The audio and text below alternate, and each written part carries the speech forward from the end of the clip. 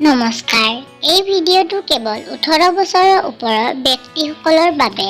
18 বছৰৰ তলৰ ল'ৰা-ছোৱালীসকলে অনুগ্ৰহ কৰি নাচাব।